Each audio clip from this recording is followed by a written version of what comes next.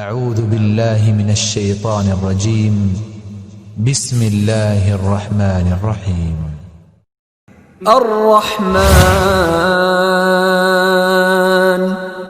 وہ جو نہایت مہربان ہے. علم القرآن اسی نے قرآن کی تعلیم فرمائی. خلق الانسان اسی نے انسان کو پیدا کیا. علمہ البیان اسی نے اس کو بولنا سکھایا. اب آپ کے سامنے تشریف لاتے ہیں استاذ الحدیث محترم جناب قاری محمد صہیب میر محمدی حفظہ اللہ تعالی. الصلاۃ والسلام علی رسول اللہ. اللہم صل علی محمد وعلی آل محمد کما صلیت علی ابراہیم وعلی آل ابراہیم انک حمید مجید. اللہم بارک علی محمد وعلی آل محمد كما باركت على إبراهيم وعلى آل إبراهيم إنك حميد مجيد. أعوذ بالله من الشيطان الرجيم. بسم الله الرحمن الرحيم.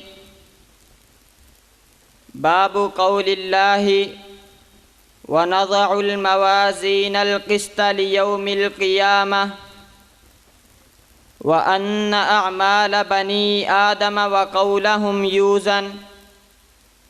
وقال مجاهد القسطاس العدل بالرومية ويقال القسط مصدر المقسط وهو العادل.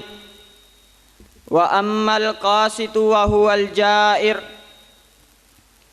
قال حدثنا أحمد بن أشكاب قال حدثنا محمد بن فضيل عن عمارة بن القعقاع عن أبي زرعة عن أبي هريرة رضي الله تعالى عنه قال قال النبي صلى الله عليه وسلم كلمتان حبيبتان إلى الرحمن خفيفتان على اللسان ثقيلتان في الميزان سبحان الله وبحمده سبحان الله العظيم.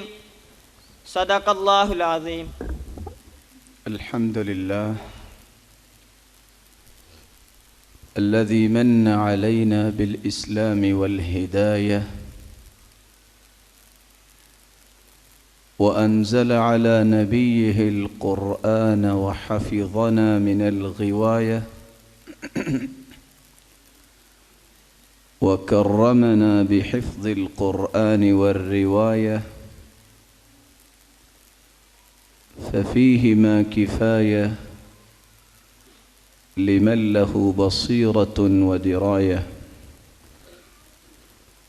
أما بعد فأعوذ بالله من الشيطان الرجيم. وأنزلنا إليك الذكر لتبين للناس ما نزل إليهم ولعلهم يتفكرون. قال أمير المؤمنين في الحديث أبو عبد الله محمد بن إسماعيل باب قول الله تعالى ونضع الموازين القسط ليوم القيامة وأن أعمال بني آدم وقولهم يوزن وفي رواية توزن. وقال مجاهد القسطاس العدل بالرومية ويقال القسط مصدر المقسط وهو العادل.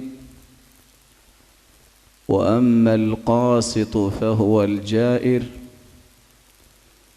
حدثنا أحمد بن إشكاب قال حدثنا محمد بن فضيل عن عمارة بن القعقاع عن أبي زرعة عن أبي هريرة رضي الله عنه قال قال النبي صلى الله عليه وسلم كلمتان حبيبتان إلى الرحمن خفيفتان على اللسان ثقيلتان في الميزان سبحان الله وبحمده سبحان الله العظيم. لائق ست تکریم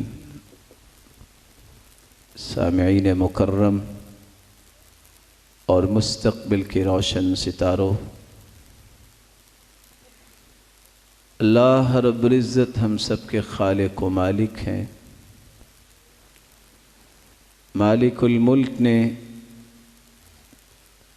مخلوق کی رشد و ہدایت کے لیے انبیاء و رسل کا ایک تسلسل قائم فرمایا۔ ہر پیغمبر اور رسول نے رشد و ہدایت کے پیغامات کو پہنچانے کے لیے اپنی زندگی کو وقف کیا۔ آخری پیغمبر محمد الرسول اللہ صلی اللہ علیہ وسلم، جن کو اللہ تعالیٰ نے ہمارے لیے ہادی و مرشد بنا کے بھیجا، اس ہستی نے بھی اپنی زندگی کے لیل و نہار کو امت کی تربیت کے لیے وقف کیا۔ اللہ رب العزت مخلوق سے کیا چاہتے ہیں، ان تمام پہلوؤں سے رسول اللہ صلی اللہ علیہ وسلم نے امت کو خبردار کیا۔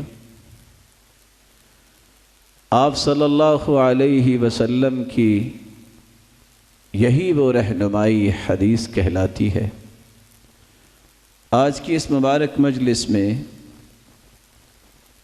ہم صرف 3 نکات آپ کے سامنے رکھنا چاہیں گے۔ سب سے پہلا نقطہ کہ حدیث کیا ہے، دوسرا نقطہ حدیث کی سب سے معتبر اور معتمد علیہ کتاب لکھنے والا انسان امام بخاری ہے کون، اور تیسرا نقطہ جو کتاب قرآن مجید کے بعد اس وقت سب سے اوتھینٹک کتاب سمجھی جاتی ہے، صحیح بخاری۔ اس صحیح بخاری میں امام بخاری نے کیا لکھا ہے اور اس کی آخری حدیث ہمیں پیغام کیا دیتی ہے۔ اور ان 3 نکات کے بعد میں آخر میں صرف چند گزارشیں ان روشن ستاروں کے لیے کرنا چاہوں گا جو یہ تعلیم کا سنگ میل طے کر چکے ہیں۔ اللہ تعالیٰ ان کی زبانوں پر اور ان کے ہاتھوں پر خیر کو جاری فرمائے۔ حدیث کا مطلب گفتگو بھی ہے، کلام بھی ہے، بات چیت بھی ہے، نئی چیز بھی ہے۔ سنن نبی داؤد کی روایت آپ نے سنی ہوگی، رسول اللہ صلی اللہ علیہ وسلم جب ایک مرتبہ بارش آئی تو آپ نے اپنے بازو سے قمیض کو ہٹایا۔ صحابہ نے پوچھا سرتاج رسول آج تک ہم نے یہ چیز نہیں دیکھی، آپ نے ایسا کیا ہو؟ فرمایا میں نے بارش کے نیچے اپنے بازو کو اس لیے کیا ہے لِأَنَّهُ حَدِيثٌ بِعَهْدِ رَبِّهِ، یہ میرے رب کے پاس سے ابھی آئی۔ صحیح بخاری کی روایت یہ نوجوان پڑھ چکے ہیں۔ حدیث کا مطلب بیان کرنا بھی ہوتا ہے، گفتگو کرنا بھی ہوتا ہے۔ سیدہ عائشہ رضی اللہ تعالی عنہ فرماتی ہیں كان اذا قام إلى الصلاة فإن كنت مستيقظة حدثني. سرتاج رسول جب رات کو قیام اللیل کے لیے کھڑے ہوتے، اگر تو میں بیدار ہوتی تو حدثنی، میرے ساتھ بھی گفتگو کیا کرتے. حدیث کا مطلب بات چیت بھی ہے، خبر دینا بھی ہے. کہا جاتا ہے المؤمن لا يحدث امانة الاصدقاء ولا يكتم شهادة الاعداء. صحیح مومن وہ ہوتا ہے جو مومنوں کی امانتوں کو راز رکھتا ہے، لوگوں کے اوپر ظاہر نہیں کرتا، اور نہ ہی دشمنوں کی وہ گواہی کو چھپایا کرتا ہے. حدیث کا مطلب کلام کرنا بھی ہے، اظہار خیال کرنا بھی ہے. حدث الناس ما حدجوک بابصارہم، اس وقت تک لوگوں سے کلام کرتے رہا کرو جب وہ توجہ سے بات سنیں. عربی زبان میں محدث، جس کا ترجمہ کیا گیا ہے روشن ضمیر،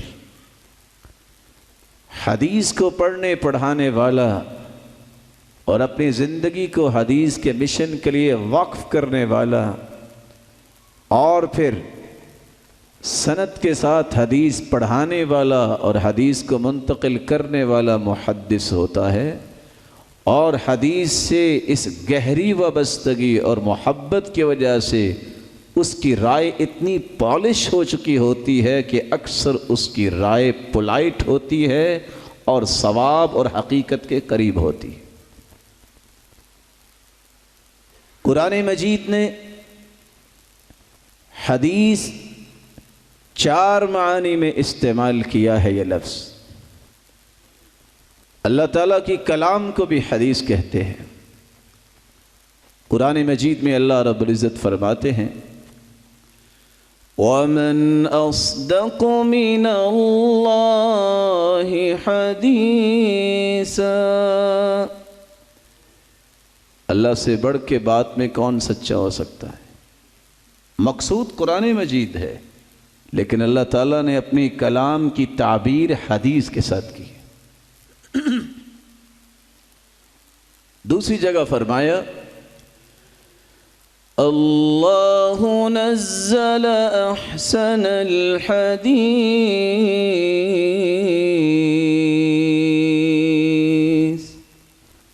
وہ اللہ کی ذات ہے جس نے سب سے خوبصورت بات کو نازل کیا ہے، یعنی قرآن مجید کو. تو یہاں بھی اللہ تعالیٰ نے اپنی بات کی تعبیر لفظ حدیث سے بیان کی. أَفَمِنْ هَذَا الْحَدِيثِ تَعْجَبُونَ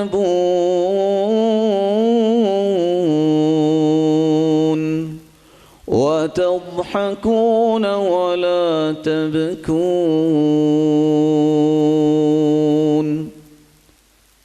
اس بات سے تعجب کرتے ہو، یعنی قرآن مجید کو سن کے تعجب کرتے ہو کہ یہ کیسی کلام ہے.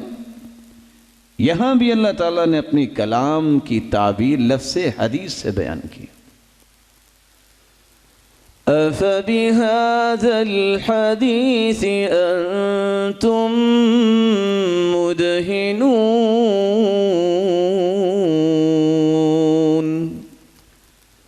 بھلا اللہ کی کلام ہی رہ گئی جس سے تم مداہنت کے ساتھ رویے پیش کرتے ہو. اس جگہ بھی اللہ تعالیٰ نے اپنی کلام کو حدیث کے ساتھ تعبیر کیا. قرآن مجید میں اللہ رب العزت نے یہاں تک فرمایا فَلْيَأْتُوا بِحَدِيثٍ مِثْلِهِ إِن كَانُوا صَادِقِينَ. اگر یہ سچے ہیں کہ یہ قرآن مجید گھڑا ہوا ہے تو چلو اس طرح کی بات یہ بھی گھڑ کے لے آئے. نہیں لا سکتے۔ یہاں بھی اللہ تعالیٰ نے قرآن مجید اور اپنی حقیقی کلام کی تعبیر لفظ حدیث سے کی، اور چھٹی جگہ پہ فرمایا فَذَرْنِي وَمَن يُكَذِّبُ بِهَذَا الْحَدِيثِ سَنَسْتَدْرِجُهُم مِّنْ حَيْثُ لَا يَعْلَمُونَ۔ یہ جو میری کلام کو ٹھکرانے والے ہیں، انکار کرنے والے ہیں، ان کو چھوڑو، ان کو میں دیکھتا ہوں، ان کو وہاں سے ہم کھینچیں گے جہاں ان کو ہوش نہیں ہوگی۔ یہاں بھی اللہ تعالیٰ نے اپنی کلام کی تعبیر لفظ حدیث سے کی، اور ساتویں جگہ اللہ رب العزت قرآن مجید میں فرماتے ہیں فَبِأَيِّ حَدِيثٍ بَعْدَهُ يُؤْمِنُونَ۔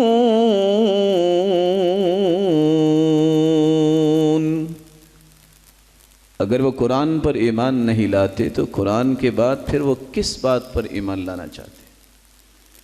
یہاں بھی لفظ حدیث اللہ کی کلام سے تعبیر ہے، تو حدیث سے مراد اللہ کی کلام بھی ہے، حدیث سے مراد فرشتوں کی کلام بھی ہے۔ هل أتاك حديث ضيف إبراهيم المكرمين؟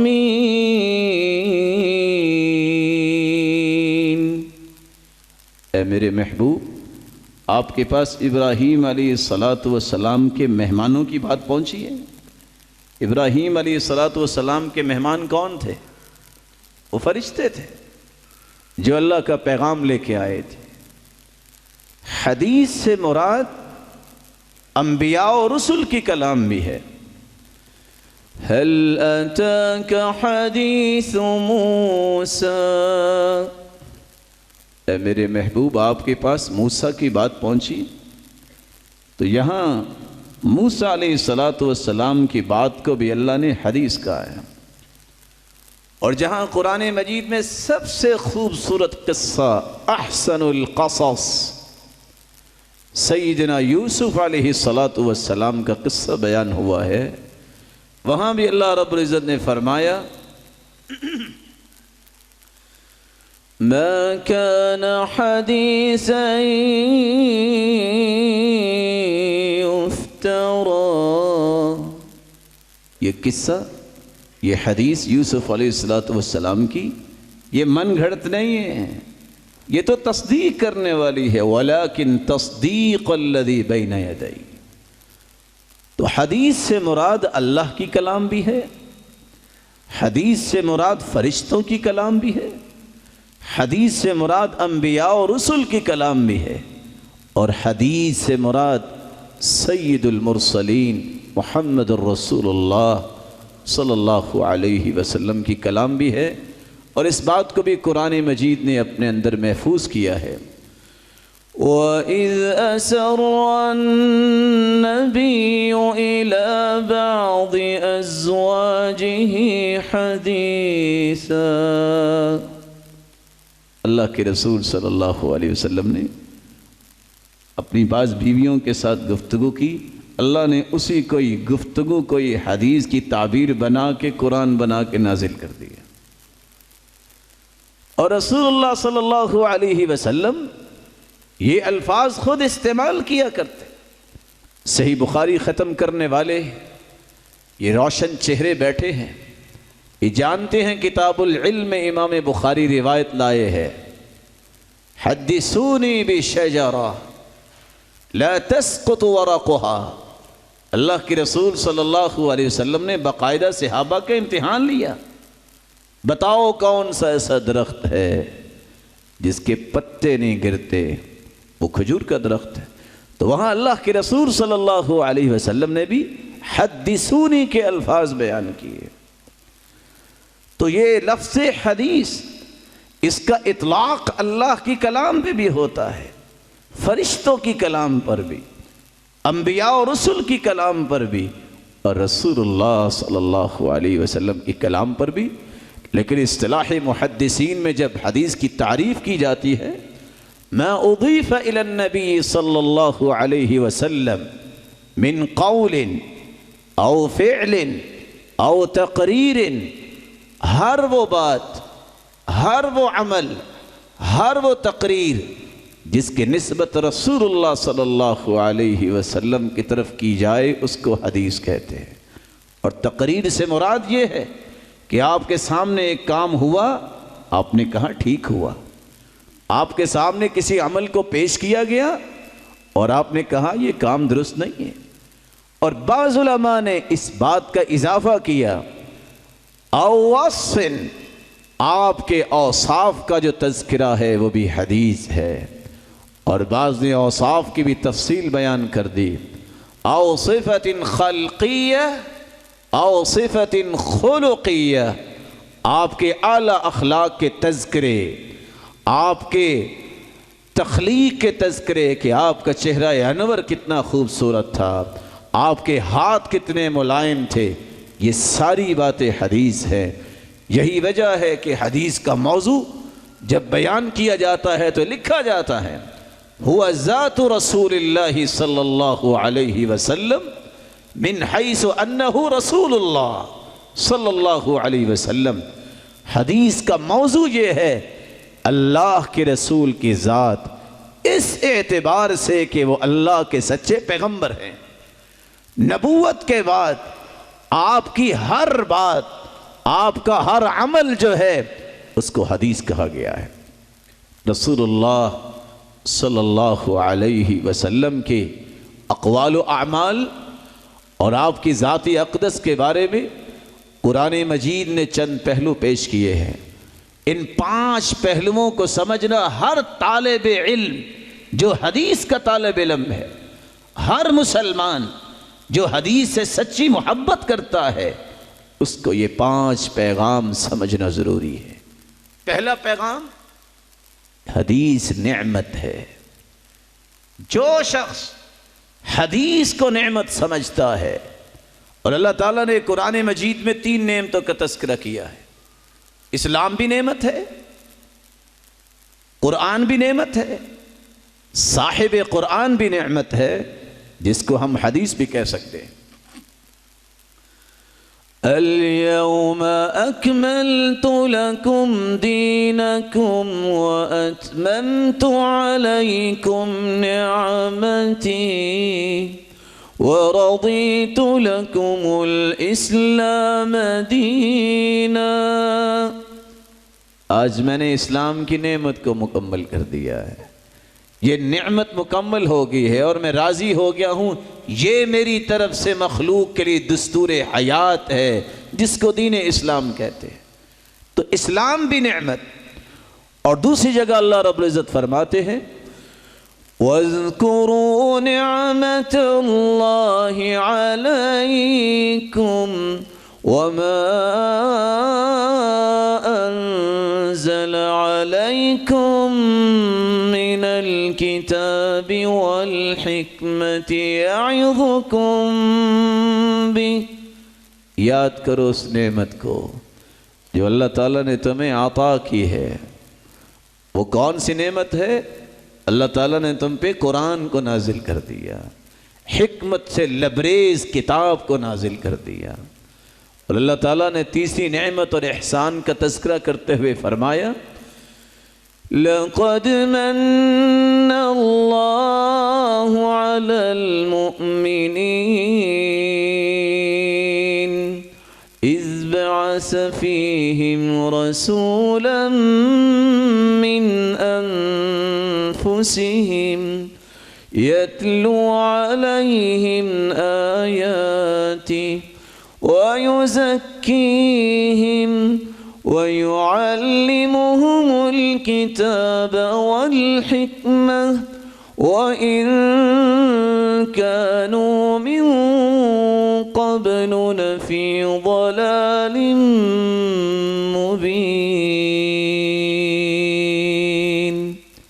اللہ تعالیٰ کا احسان عظیم ہے، جس نے پیغمبر کو مبعوث کیا، جس نے 4 نکاتی ایجنڈے کے تحت دنیا میں کام کیا۔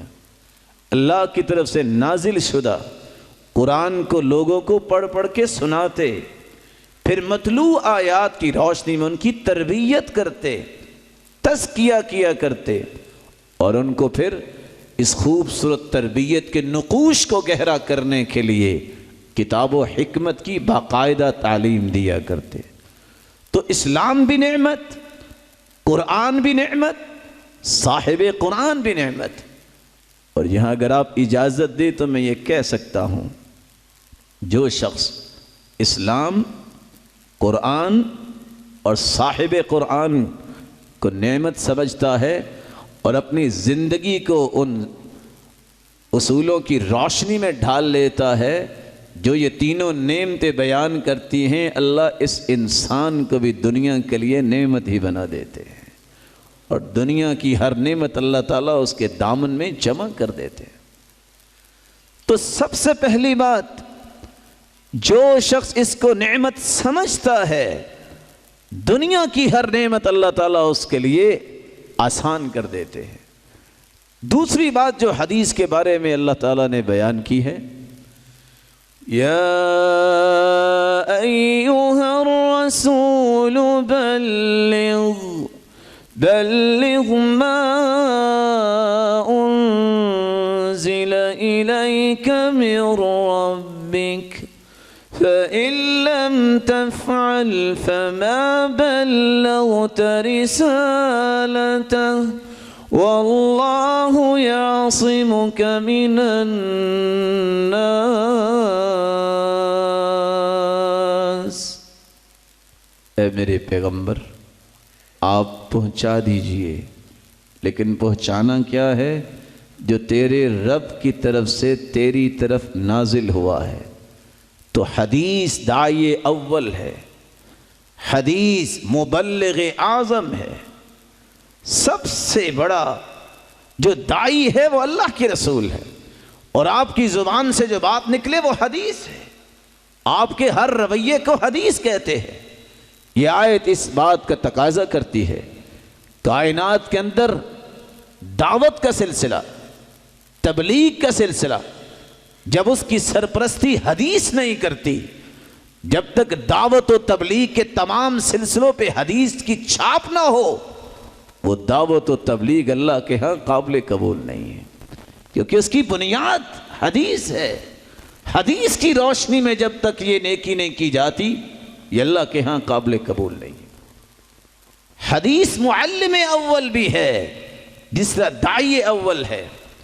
ابھی آپ نے قرآن مجید کی آیت سنی، وَيُعَلِّمُهُمُ الْكِتَابَ وَالْحِكْمَةَ، تعلیم کا سلسلہ، تدریس کا سلسلہ، سکھانے کا سلسلہ، جب تک حدیث کی روشنی میں نہ ہو یہ سلسلہ اللہ کے ہاں کوئی قیمت نہیں رکھتا۔ اس لیے کہ سب سے بڑا معلم حدیث ہے، خود رسول اللہ صلی اللہ علیہ وسلم ہیں، اور آپ کی گفتگو، آپ کا طریقہ مبارک اور آپ کی کلام یہ حدیث ہے۔ تیسری بات، اللہ تعالیٰ نے حدیث کو ہی مبین کہا ہے، مفسر کہا ہے، مفصل کہا ہے۔ قرآن مجید میں اللہ رب العزت فرماتے ہیں، وَأَنزَلْنَا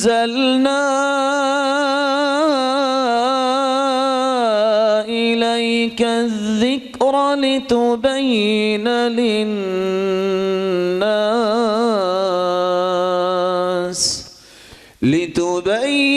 لِلنَّاسِ مَا نُزِّلَ إِلَيْهِمْ وَلَعَلَّهُمْ يَتَفَكَّرُونَ۔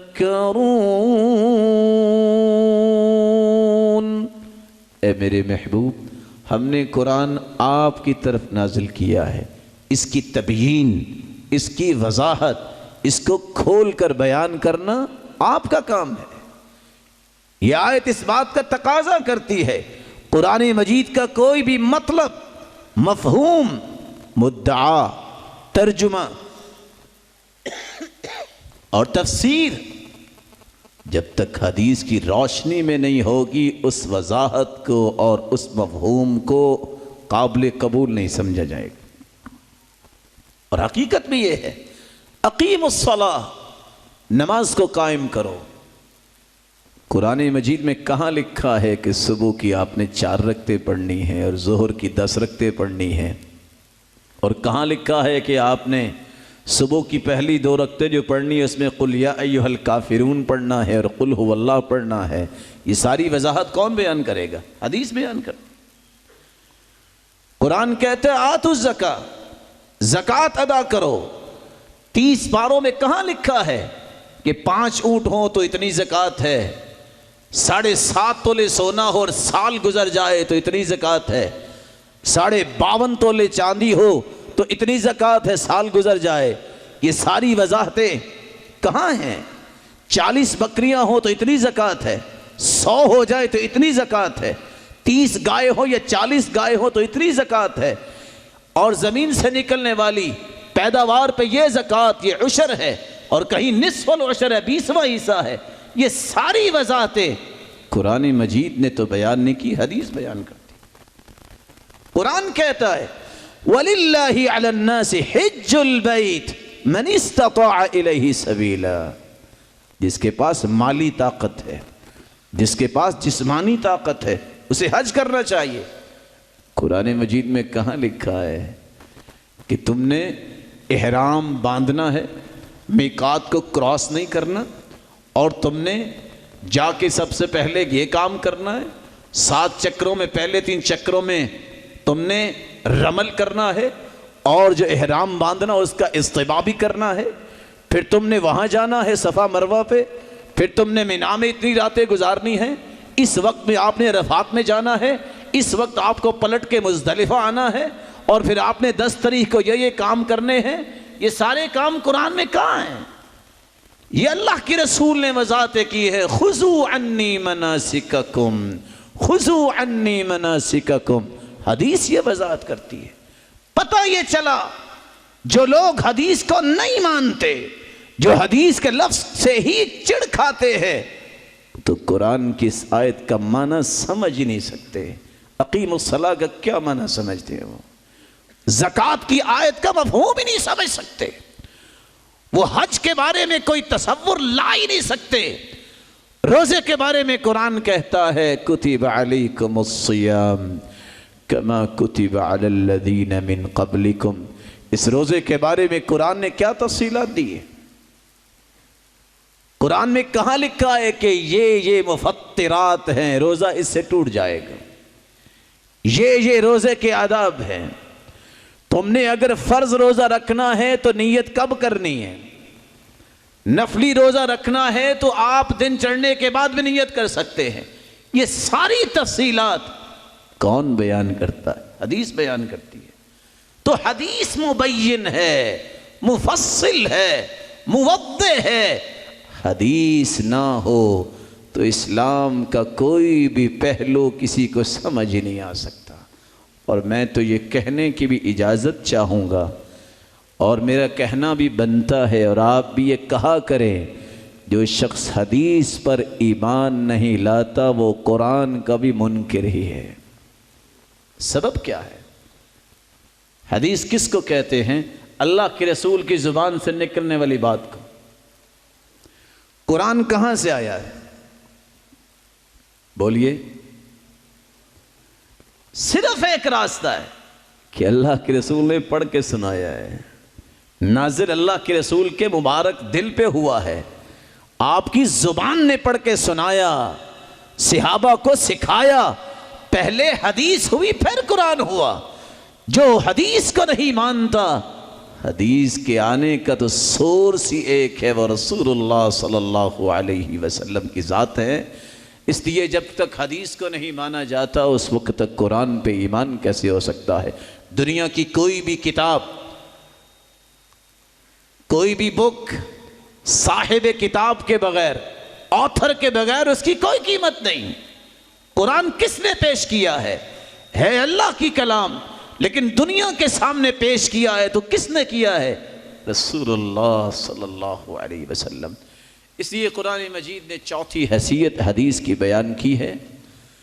وما كان لمؤمن ولا مؤمنة إذا قضى الله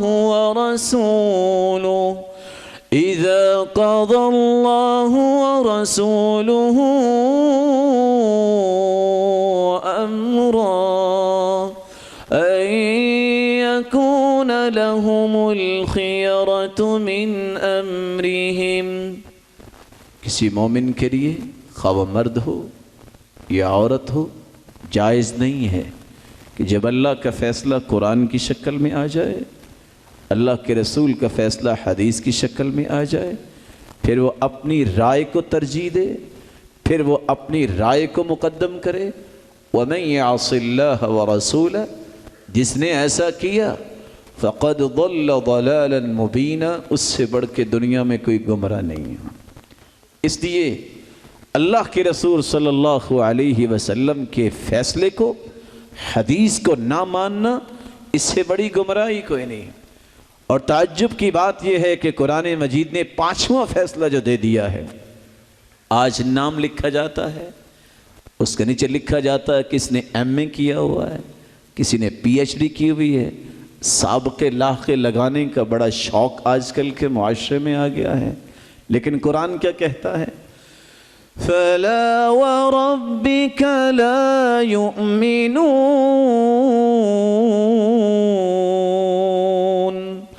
حَتَّى يُحَكِّمُوكَ فِي مَا شَجَرَ بَيْنَهُمْ. اے میرے پیغمبر صلی اللہ علیہ وسلم، تیرے رب کی قسم، یعنی مجھے میری کبریائی کی قسم، میری عزت اور تقدس و جلالت کی قسم، تیری بات کو، تیرے فیصلے کو، آخری بات، آخری فیصلہ، اٹل فیصلہ جو نہیں مانتا، وہ جو چاہے سابقے لاحقے لگا لے، وہ میرے نزدیک تو مومن ہی نہیں ہے. اللہ تعالیٰ نے اس کے ایمان کا انکار کر دیا کہ وہ میرے نزدیک مومن نہیں ہے. اس لیے حدیث کو اللہ تعالیٰ نے پوری کائنات کے لیے نمونہ بنا دیا، آئیڈیل بنا دیا، اسوہ اور قدوہ بنا دیا. لَقَدْ كَانَ لَكُمْ فِي رَسُولِ اللَّهِ أُسْوَةٌ حَسَنَةٌ لِمَنْ كَانَ يَرْجُو اللَّهَ وَالْيَوْمَ الْآخِرَ وَذَكَرَ اللَّهَ كَثِيرًا. پوری کائنات کے لیے اللہ کے رسول کی ذات اقدس نمونہ ہے، آئیڈیل ہے، رول ماڈل ہے. جس طرح آپ کی ذات بے مثال ہے، اس طرح آپ کی ہر بات بھی بے مثال ہے. جس طرح آپ کی ذات بے نظیر ہے، اس طرح آپ کے اعمال مبارکہ بھی بے مثال و بے نظیر ہے. اللہ کے رسول صلی اللہ علیہ وسلم کی ذات کو، آپ کے اقوال کو اور آپ کے اعمال کو پوری کائنات کے لیے اس لیے نمونہ بنایا گیا. جو شخص اس نمونے کو اختیار کرتا ہے، کامیابی اسی کے لیے ہے اور دنیا اور آخرت میں عزت اسی کے لیے ہے. اس لیے رسول اللہ صلی اللہ علیہ وسلم نے فرمایا تھا، نضل اللہ امرأ سمع مقالتی فوعاها وأداها كما سمعها. دوسری روایت میں آتا ہے، نضل اللہ امرأ سمع منا حدیثا، ایک حدیث جو سن لیتا ہے پھر اسے صحیح طریقے سے سمجھ کے یاد کر لیتا ہے، پھر صحیح آگے پہنچا دیتا ہے، یہ اتنا خوش نصیب ہے. قیامت کا دن ہوگا، یوم تبیض وجوہ وتسود وجوہ، جس دن چہرے سیاہ ہو رہے ہوں گے اور جس دن چہرے چمک رہے ہوں گے. جس نے ایک حدیث کو یاد کیا اور پھر اس کو صحیح پہنچا دیا، اللہ تعالیٰ قیامت کے دن اس کے چہرے کو روشن کر دیں گے. اور جو دنیا کے اندر اس علم کے ساتھ، حدیث کے ساتھ محبت کرتا ہے، اور پھر اسی کے مطابق اپنی زندگی کو ڈھال لیتا ہے۔ قیامت کا دن ہوگا، صفیں تو ہوں گی، ایک ایسا وقت بھی آئے گا کہ لوگ متوالوں کی طرح گر رہے ہوں گے۔ یوم یکون الناس کالفراش المبثوث، لیکن ایک ایسا وقت بھی آئے گا اللہ فرمائیں گے صفوں میں ہو جاؤ، سب لوگوں کو صفیں بنا دی جائیں گی، لیکن اس دن اللہ رب العزت حدیث کے مطابق زندگی گزارنے والے کو کہاں کھڑے کریں گے؟ وَمَن يُطِعِ اللَّهَ وَالرَّسُولَ فَأُولَئِكَ مَعَ الَّذِينَ أَنْعَمَ اللَّهُ عَلَيْهِمْ مِنَ النَّبِيِّينَ والصديقين والشهداء والصالحين وحسن أولئك رفيقا۔ اللہ اور اس کے رسول کی اطاعت کرنے والے قیامت کے دن انبیاء کے ساتھ کھڑے ہوں گے، صدیقین کے ساتھ کھڑے ہوں گے، اور شہداء کی صف میں ہوں گے، صالحین کی صف میں ہوں گے، اور اس سے بڑی رفاقت اور کون سی ہو سکتی ہے؟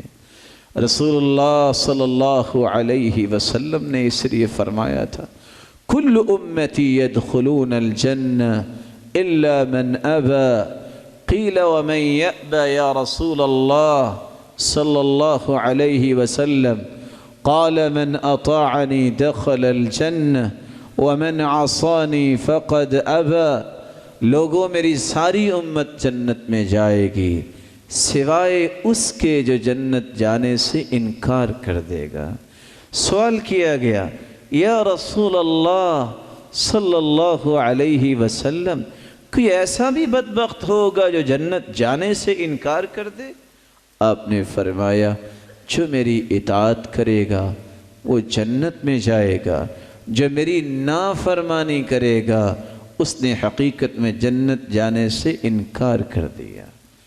لیکن اگر اس حدیث سے دشمنی رکھی، اس کے مقابلے کے اندر اپنی آراء اور اقوال اور تجربات کو لائے، اگر حدیث کی روشنی میں اپنی زندگی نہ بنائی، تو یہ پکڑ دنیا میں بھی ہو سکتی ہے، یہ پکڑ قیامت کو بھی ہوگی۔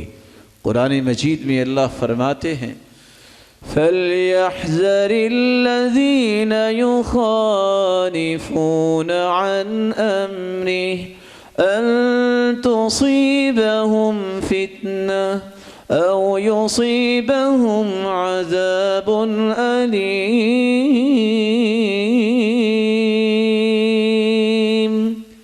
رک جائیں جو اللہ کے رسول کی مخالفت کرتے ہیں، کہیں دنیا میں ان کو فتنہ اور مصیبت نہ آ جائے۔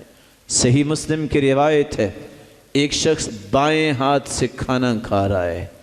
آج بھی کوئی بھائی بھول جاتے ہیں، بائیں ہاتھ سے پانی پی رہے ہیں، بائیں ہاتھ سے کھانا کھا رہے ہیں، اگر ان سے گزارش کی جائے محترم بھائی دائیں ہاتھ سے کھا لو، کہتے ہیں یہ بھی تو اللہ نے بنایا ہے، تو یہ بھی تو اللہ اور اس کے رسول نے حکم دیا نا کہ اس کو استعمال کہاں کرنا ہے۔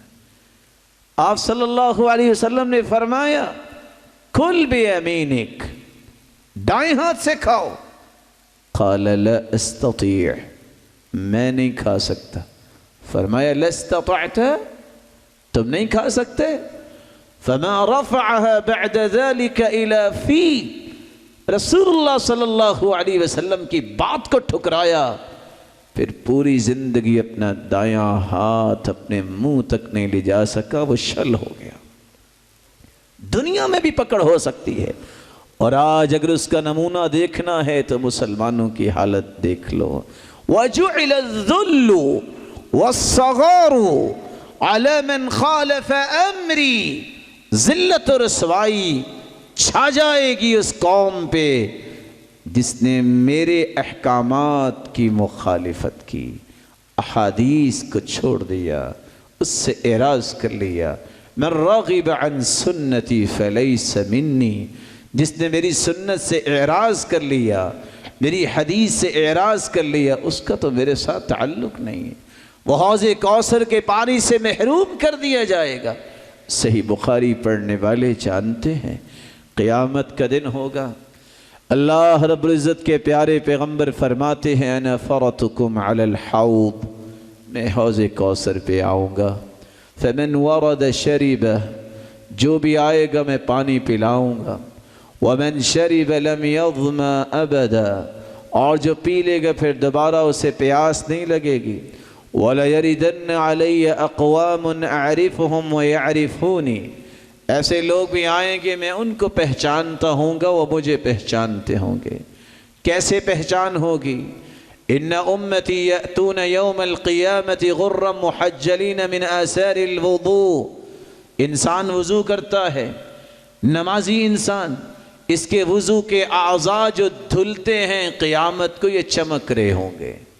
یہ لوگ آئیں گے فیحال بینی و بینہم، اچانک رسول اللہ صلی اللہ علیہ وسلم کے درمیان اور ان کے درمیان ایک دیوار آئے گی، حائل آئے گا۔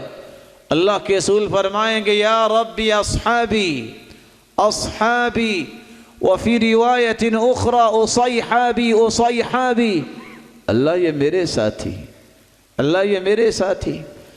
جواب ملے گا انک لا تدری ما احدثوا بعدک، انک لا تدری ما عملوا بعدک، کما فی روایت اخری، اے میرے محبوب آپ کو کیا علم کہ آپ کے بعد انہوں نے کون کون سے طریقے اختیار کر لیے، کون کون سے اعمال اختیار کیے اور آپ کے طریقوں کو چھوڑ دیا۔ اس وقت رسول اللہ صلی اللہ علیہ وسلم فرمائیں گے سحقاً سحقاً لمن غیر بعدی، ان کو میری آنکھوں سے دور کر دو، ان کو میری آنکھوں سے دور لے جاؤ جنہوں نے میرے بعد میرے دین کو تبدیل کر دیا اور اس پر مطمئن نہ رہے، اس کے بالمقابل اور باتوں کو لے آئے۔ اللہ رب العزت ہم سب کو حدیث کی مخالفت سے محفوظ فرمائے۔ رسول اللہ صلی اللہ علیہ وسلم کے فرامین مبارکہ، آپ کے اعمال مبارکہ، یہ رسول اللہ صلی اللہ علیہ وسلم کے زمانے میں بھی لکھے گئے۔ جب عبداللہ ابن عمر رضی اللہ تعالی عنہ یہ شکوہ لے کے آئے، یا رسول اللہ صلی اللہ علیہ وسلم، اللہ کے رسول صلی اللہ علیہ وسلم، میں آپ کی باتوں کو قلم و قرطاس کے حوالے کرتا ہوں، جو اس وقت سلسلہ تھا۔ قریش والے مجھے منع کرتے ہیں کہ کبھی آپ غصے کی حالت میں ہوتے ہیں، کبھی آپ راضی ہوتے ہیں، آپ ہر بات نہ لکھا کرو۔ رسول اکرم صلی اللہ علیہ وسلم نے فرمایا اکتب فوالذی نفس محمد بیدی ما خرج منہ الا الحق واشار الى فمہ، فرمایا لکھو، جو کچھ میں بولتا ہوں لکھو، اللہ کی قسم اس زبان سے حق ہی نکلتا ہے۔ قرآن اس لیے تو کہتا ہے وَمَا يَنطِقُ عَنِ الْهَوَىٰ إِنْ هُوَ إِلَّا وَحْيٌ يُوحَىٰ، یہ زبان اپنی مرضی سے حرکت نہیں کرتی، یہ تو اللہ کی وحی کے تابع ہے، اللہ کی وحی کے تابع یہ زبان حرکت کرتی ہے، اس لیے یہ غلطی سے محفوظ و مصون ہے۔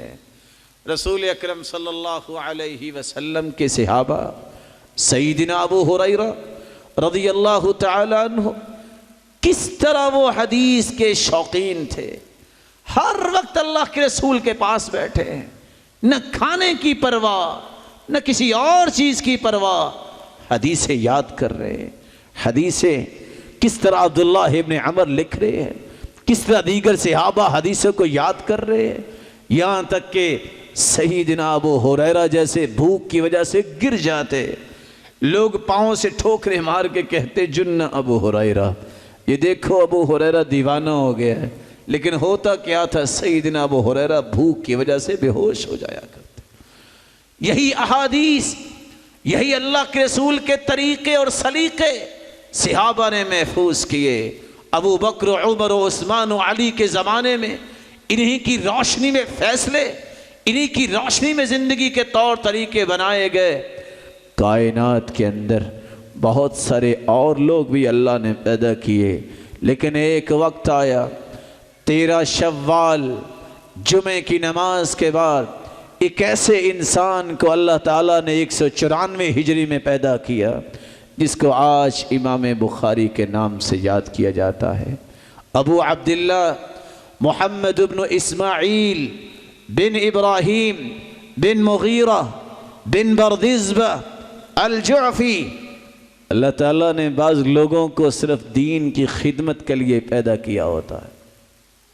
امام فربری فرماتے ہیں، محمد بن یوسف بن مطر بن صالح بن بشر الفربری، مجھے ابو حاتم وراق البخاری نے کہا، میں نے امام بخاری سے سنا، الہمت حفظ الحدیث وانا فی الکتاب، مجھے اللہ تعالیٰ نے حدیث کو یاد کرنے کا شوق دے دیا۔ میں ابھی تختی لکھا کرتا تھا، میں اس وقت معمولی کتابت کیا کرتا تھا۔ قلت وکم اتی علیک اذاک، یہ تو بتائیے آپ کی عمر کتنی تھی؟ قال 10 سنین، میں 10 سال کا تھا اور مجھے حدیث حفظ کرنے کا ذوق میرے اندر اللہ نے رکھا تھا۔ اور کتنی حدیثیں یاد تھی؟ 11 سال کی عمر میں امام علامہ داخلی کی کلاس میں پہنچے۔ علامہ داخلی کا ایک نام تھا، پڑھاتے پڑھاتے علامہ داخلی کہتے ہیں، سفیان عن ابی الزبیر عن ابراہیم۔ 11 سالہ یہ بچہ کہتا ہے، شیخ محترم اگر آپ محسوس نہ فرمائیں، ان ابا الزبیر لم یروی عن ابراہیم، ابو الزبیر ابراہیم سے بیان نہیں کرتا۔ کہا کیا کہہ رہے ہو؟ کہا اگر آپ مناسب سمجھیں تو اصل کتاب کی طرف رجوع فرما لیجئے۔ علامہ داخلی اپنے سبق اپنی نشست سے اٹھے، گھر گئے، کتاب پہ دیکھا، آ کے کہتے ہیں کیف ہوا یا غلام، بچے تم بتاؤ کیسے؟ کہا سفیان عن ابی الزبیر هو ابن عدی عن ابراہیم، سند میں یہ لفظ جو آپ کی طرف سے مس ہو گئے، ان ابا الزبیر لم یروی عن ابراہیم۔ اس وقت اس 11 سالہ بچے کو علامہ داخلی نے کہا تھا، کسر اللہ من امثالک، بیٹے تیرے جیسے اللہ اور پیدا کرے، جو تو نے کہا ہے وہ صحیح ہے۔ علامہ بیکندی رحمت اللہ علیہ فرماتے ہیں، یہ کون ہیں؟ امام بخاری کے استاد۔ کلما دخل علی محمد بن اسماعیل تحیرت ولا ازال خائفا منہ، یعنی یخشى ان یخطئ بحضرته۔ استاد کہہ رہا ہے جب میری کلاس میں امام بخاری آ جایا کرتے تو میں خوف میں ہی رہتا کہ مجھ سے کوئی غلطی نہ ہو جائے، اس نے پکڑ لینی ہے۔ 16 سال کی عمر میں جب یہ بچہ پہنچتا ہے تو امام بخاری کہتے ہیں، حفظت کتب ابن المبارک ووکیع وعرفت کلام هؤلاء، یعنی اصحاب الرأی۔ 16 سال کی عمر میں امام بخاری نے عبداللہ بن مبارک کی کتابیں، امام وکیع کی کتابیں ازبر یاد کر لی تھی، اور کہتے ہیں میں اصحاب رائے کے ہیج پیج بھی پہچان چکا تھا کہ یہ کرتے کیا ہے۔ اور حیرانگی کی بات یہ ہے، ابو بکر الکلوزانی کہتے ہیں، میں اس بندے کو دیکھ کے پریشان ہوں، ما رأیت مثل محمد بن اسماعیل، میں نے آج تک محمد بن اسماعیل بن ابراہیم البخاری جیسا نہیں دیکھا۔ كان يأخذ الكتاب من العلم فيطلع عليه اطلاعة واحدة فيحفظ عامة أطراف الحديث من مرة واحدة۔ یہ ایک مرتبہ کتاب کو کھول کے دیکھتے ہیں اور ایک مرتبہ یہ دیکھ کے جو کچھ دیکھتے ہیں یاد کر لیتے ہیں۔ 18 سال کی عمر میں امام بخاری رحمت اللہ علیہ فرماتے ہیں، صنفت قضايا الصحابة والتابعین وکنت اکتبہ فی اللیال المقمرہ. 18 سال کی عمر میں صحابہ کرام کے فیصلے، تابعین کے فیصلوں پر مشتمل کتاب لکھی، اور روشنی کے نیچے نہیں، کہتے ہیں رات کی تاریکی میں چاند کی روشنی میں بیٹھ کے میں نے یہ کتاب لکھی. وقل اسم فی التاریخ الا وله عندي قصہ الا انی خشیت ان یطول الکتاب. کوئی ایسا تاریخ کا قصہ نہیں ہے صحابہ کرام اور تابعین کا جس کے بارے میں میں نہ جانتا ہوں، لیکن میں نے طوالت کے ڈر سے کتاب کو مختصر لکھا ہے. امام بخاری رحمۃ اللہ علیہ محمد بن سلیمان ازہر السجستانی بیان کرتے ہیں، کنت فی مجلس سلیمان بن حرب والبخاری معنا يسمع ولا يكتب. ہم سلیمان بن حرب کی کلاس میں تھے اور امام بخاری ہمارے ساتھ تھے. ہم لکھتے تھے، امام بخاری لکھتے نہیں تھے، سنتے تھے. اور بسا اوقات روایات بتاتی ہیں کہ اپنے ہاتھ سے انگلی کے ساتھ لکھتے تھے اور ہاتھ خالی ہے. کہنے والے نے کہا ما لہو لا یکتب، اس کو کیا مسئلہ، یہ کیوں نہیں لکھتا؟ جواب دینے والے نے کہا یرجع الی بخارا ویکتب من حفظی، جو سن رہا ہے وہ یہاں لکھا جا رہا ہے، گھر جا کے ساری لکھ لے گا. ماننے والے نے مانا بھی اور کسی نے نہیں بھی مانا. کہا یہ کیسے ہو سکتا ہے؟ تو امام بخاری نے کہا اچھا ایسا کرو، کتنی حدیثیں ابھی تک پڑھی ہیں؟ 15,000 حدیثیں جو لکھنے والوں نے لکھی، امام بخاری نے اسی طرح سنائی جس طرح لکھنے والوں نے لکھی. بغداد میں 8 مرتبہ امام بخاری گئے ہیں اور فقہا کا یہ طریقہ رہا ہے، وہ امتحان لیا کرتے تھے. امام بخاری جب گئے ہیں، قالین بچھائے جا رہے ہیں اور یہ چھوٹا سا بچہ آ رہا ہے. لوگ کہتے ہیں یہ ہے امام بخاری. 10 لوگوں کو تیار کیا، 10 حدیثیں دیں، اور حدیثیں بھی کیسے دیں؟ سند اور متن اور. مثال کے طور پہ سند ہے سیدنا انس کی، متن ہے سیدنا ابو ہریرہ نے جو بیان کیا. سند اس کی اٹھائی، متن اس کا لگا دیا اور گڈ مڈ کر دی. جب امام بخاری بیٹھ گئے، 10 لوگوں نے امتحان لینا تھا، ایک کھڑا ہوا، اس نے ایک حدیث پڑھی، کہتے ہیں لا اعرف، مجھے نہیں پتا. دوسری پڑھی، کہتے ہیں لا اعرف، مجھے نہیں پتا. 10 کی 10 سنا دیے اور بچہ جواب دے رہے ہیں مجھے نہیں پتا. لوگ کہتے ہیں یہ امام بخاری. لیکن بعض کہتے ہیں الرجل فہم، بچہ لگتا ہے سمجھ گیا ہے. 100 کی 100 حدیثیں بیان ہوئی. پھر امام بخاری کھڑے ہو گئے، کہتے اما حدیثک الاول فقلت کذا فہو کذا واما حدیثک الثانی فقلت کذا فہو کذا. پہلے 10 حدیثیں تم نے سنائی تھی، کھڑے ہو جاؤ. پہلی حدیث تو نے اس طرح پڑھی، وہ اس طرح نہیں، وہ اس طرح ہے. 100 کی 100 حدیثیں سنائی، غلط بھی اور صحیح بھی. ابن حجر جب یہ واقعہ نقل کرتے ہیں تو کیا لکھتے ہیں؟ مَل عَجَبُ مِن رَدِّهِ الْخَطَئِ إِلَى الصَّوَابِ فَإِنَّهُ كَانَ حَافِظًا. ہمیں تعجب اس بات پہ نہیں ہے کہ امام بخاری نے 100 حدیثیں صحیح سنا دیں، بل العجب من حفظه للخطأ على ترتیب ما القوه من مرة واحدة. ہمیں تعجب تو یہ ہو رہا ہے، صحیح حدیثیں تو ان کو یاد تھی، وہ تو سنانی ہی سنانی تھی، ایک مرتبہ غلط حدیثیں سن کے ایک مرتبہ 100 کی 100 وہ بھی یاد کر گئے. اللہ تعالیٰ نے اتنا حافظہ دیا تھا. امام بخاری رحمت اللہ علیہ، جس کے بارے میں خود وہ فرماتے ہیں کتبت عن 1080 نفسا ليس فيهم الا صاحب حدیث ولم اکتب الا عمن قال الایمان قول وعمل. لوگوں میں نے 1080 اساتذہ سے علم حاصل کیا ہے. سچ سچ بتائیے گا، آپ نے 1000 علماء کو دیکھا ہے؟ امام بخاری نے 1080 اساتذہ سے پڑھا ہے، اور کوئی ایسا استاد نہیں تھا جو محدث نہ ہو، اور کوئی ایسا استاد نہیں تھا جس کے عقیدے میں خلل ہو۔ اس کا عقیدہ کیا تھا؟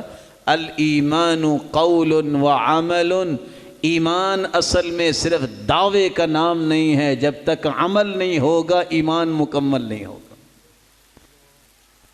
احمد ابن حنبل جیسے اساتذہ، علی بن مدینی جیسے استاد، اسحاق ابن راہویہ جیسے استاد، مکی بن ابراہیم جیسے استاد، آدم بن ابی ایاس جیسے استاد۔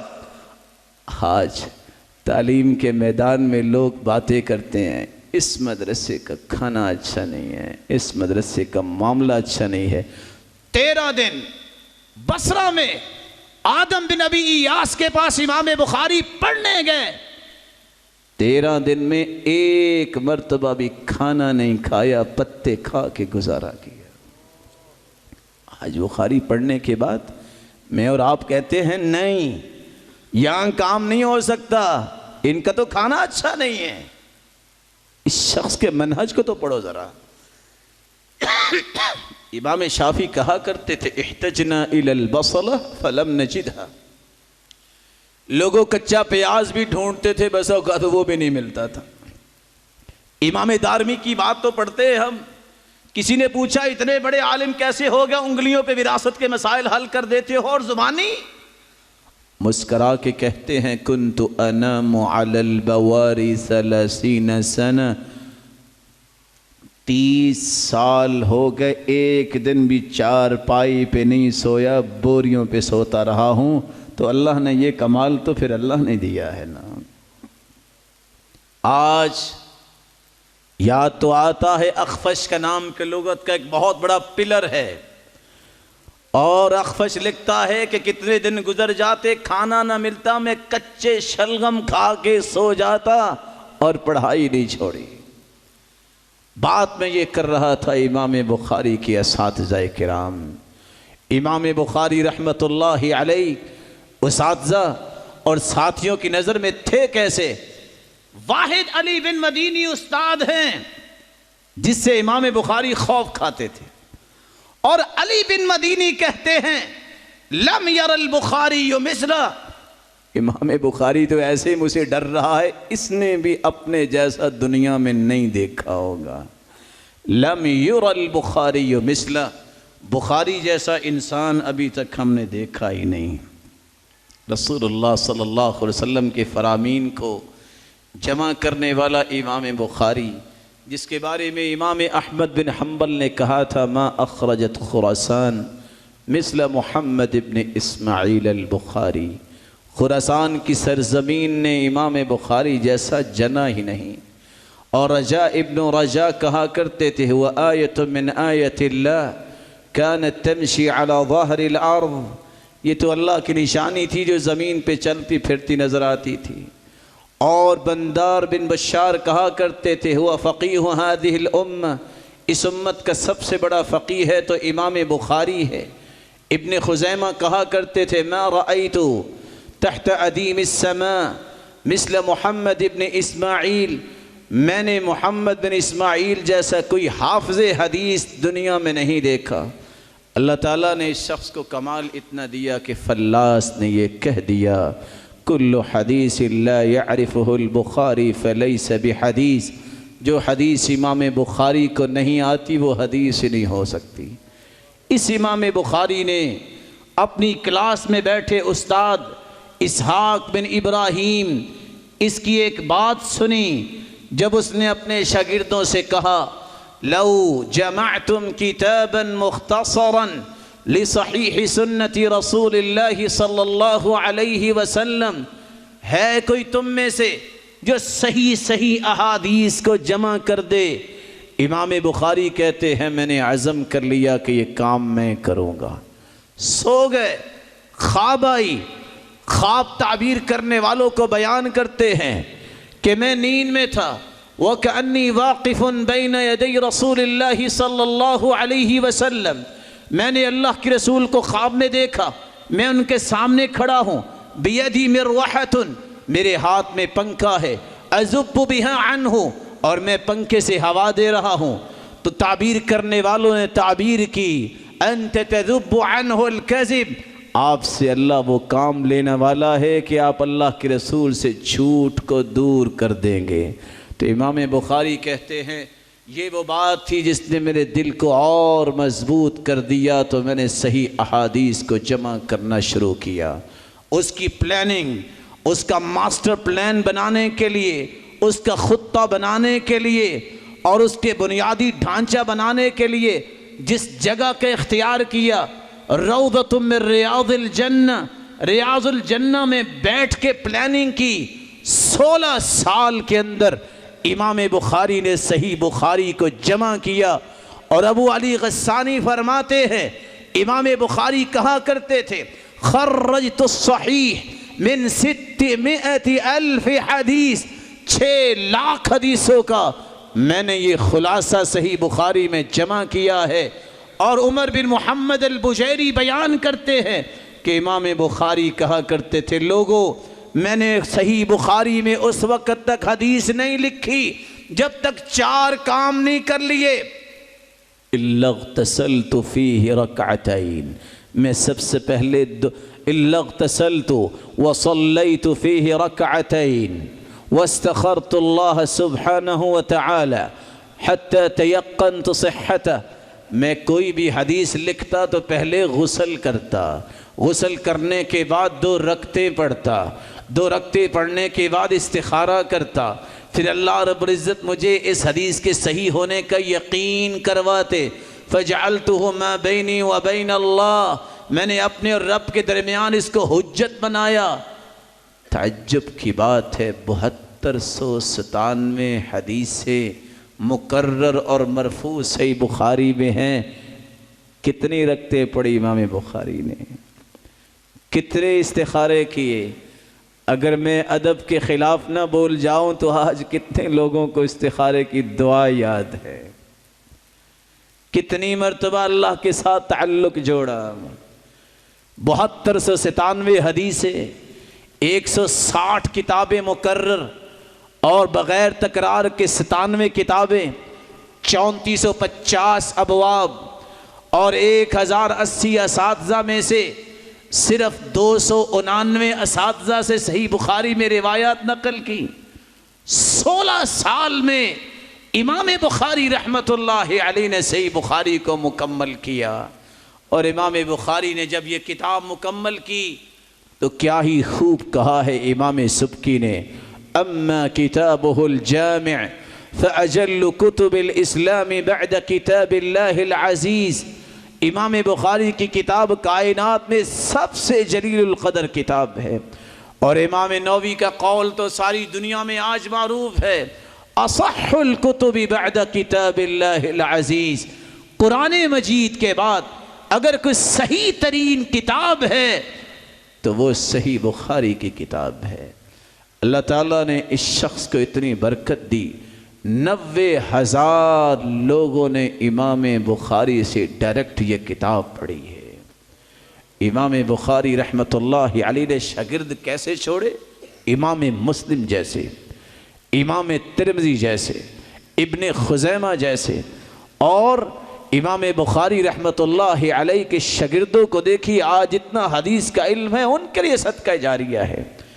امام بخاری رحمت اللہ علیہ یہ کتاب عظیم کس طرح ترتیب دی 16 سال میں اپنی بات تو ختم کرنا چاہتا ہوں اور چند نکات آپ کے سامنے رکھنا چاہتا ہوں۔ امام بخاری اپنی کتاب کا آخری باب باندھ رہے ہیں، باب قول اللہ تعالی ونضع الموازین القسط لیوم القیامہ۔ اللہ تعالیٰ کا یہ نظام ہے، جو نیکی اور بدی انسان کرتا ہے وہ لکھی جا رہی ہے۔ قیامت کو ہر چیز کا وزن ہوگا اور اللہ ترازو قائم فرمائیں گے۔ صحابی بیان کرتے ہیں ترازو قائم ہوگا جبریل کے ذریعے، اتنا بڑا ترازو جس کے 2 پلڑے ہوں گے۔ لو وضعت السماوات والارض ومن فیہن فی کفۃ لوسعتہن، اگر 7 آسمان 7 زمینیں 14 کے 14 طبق ایک پلڑے میں رکھ دیے جائیں تو ایک پلڑا بھی بھرے گا نہیں۔ قیامت کے دن انسان کے اقوال بھی تولے جائیں گے، اس کے اعمال بھی تولے جائیں گے، اس کا خود کا وزن بھی ہوگا، اس کے نیکیوں کے رجسٹر بھی تولے جائیں گے۔ رسول اللہ صلی اللہ علیہ وسلم کا فرمان ہے والحمدللہ تملأ المیزان۔ لوگوں، جو الحمدللہ کہہ دیتا ہے قیامت کے دن ترازو کے دونوں پلڑے نیکیوں سے بھر جائیں گے، اعمال بھی تولے جائیں گے۔ اثقل شیء فی میزان العبد الخلق الحسن، سب سے بھاری بھرکم چیز جو میزان میں تولی جائے گی، جس کا وزن سب سے زیادہ ہوگا، انسان کا اچھا اخلاق ہے۔ انسان خود بھی تولا جائے گا، لیکن یہ قطعا نہ سمجھیے گا کہ جتنا موٹا ہوگا اتنا وزن زیادہ ہوگا، نہیں، یہ وزن نیکیوں کی وجہ سے ہوگا۔ حدیث کہتی ہے اِنَّهُ لَيَأْتِ الرَّجُلُ الْعَظِيمُ السَّمِينُ لا يزن عند اللہ جناح بعوضہ، موٹا تازہ انسان قیامت کو لایا جائے گا، اس کا وزن کیا جائے گا مچھر کے پر جتنا بھی اس کا وزن نہیں نکلے گا۔ اور اس کے مقابلے میں عبداللہ ابن مسعود رضی اللہ تعالی عنہ جب درخت پہ چڑھے اللہ کے رسول صلی اللہ علیہ وسلم کے لیے مسواک اتارنے کے لیے، باریک پنڈلیاں ہوا کی وجہ سے کانپنے لگ گئی، صحابہ مسکرانے لگ گئے۔ آپ نے فرمایا مما تضحکون او من دقت ساقی والذی نفس محمد بیدی انہما اسقل فی المیزان من جبل احد۔ تم اس کی باریک پنڈلیوں کو دیکھ کے مسکرا رہے ہو؟ اللہ کی قسم جس کے ہاتھ میں میری جان ہے، قیامت کے دن یہ پنڈلیاں احد پہاڑ سے بھی وزنی ثابت ہوں گی۔